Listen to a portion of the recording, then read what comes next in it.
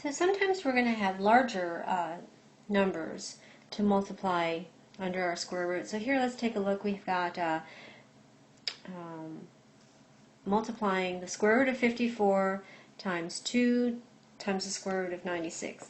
So since we know, right, that we can bring everything together under the radical, we can rewrite this as 2 times the square root of 54 times 96. Now instead of actually multiplying 54 by 96 out and seeing whether or not I have perfect square factors in there, I'm just going to go ahead and break down each of these numbers into their prime factors. So let's work over here. So I have 54, and that breaks down into 6 times 9. 6 and 9, 6 goes 2 and 3, 9 is 3 and 3. Right? And if I look at 96, I have 2 times 48, and then I have 2 times 24. Actually, let's do, doesn't really matter, I'm going to do 6 and 8. Let's see, 6 times 8, and then I have 2 times 3, 2 times 4, and then 2 times 2.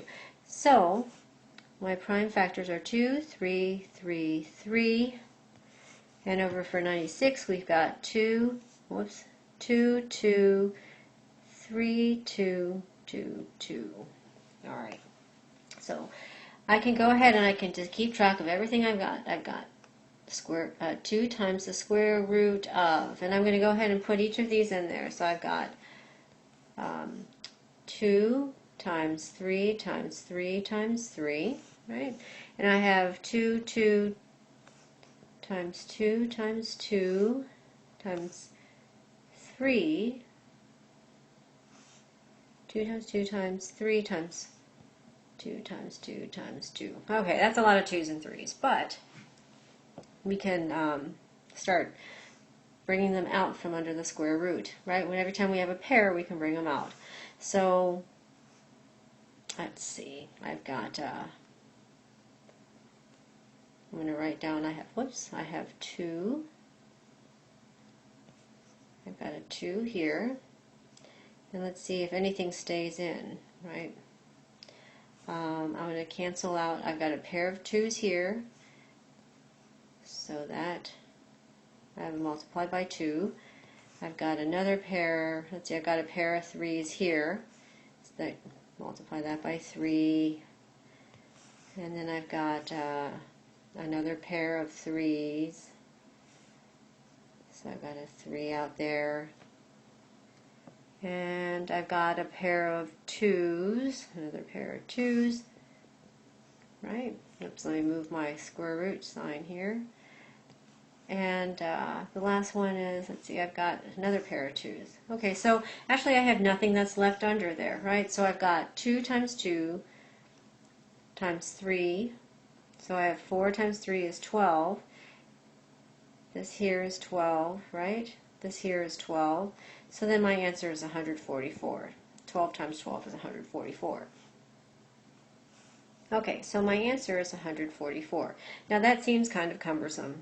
There's a lot of crossing out and a lot of colors here. So let's see how else we might have been able to look at it once we got it into this prime factored. Once we broke it down into their prime factors. So let's go ahead and rewrite our expression.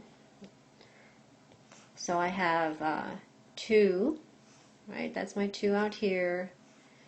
Let me write that. That was my 2 there. And then I've got inside my radical sign.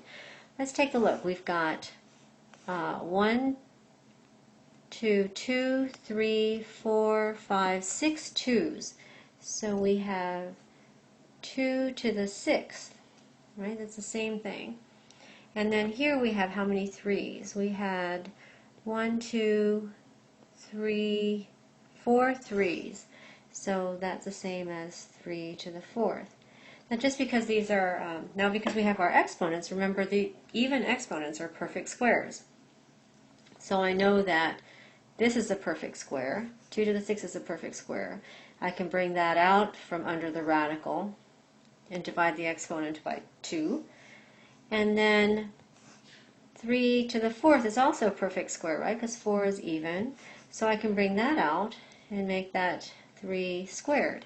And then I have nothing left inside. Okay, so that says I have 2 times 2 to the 3rd is 8, and 3 squared is 9, right?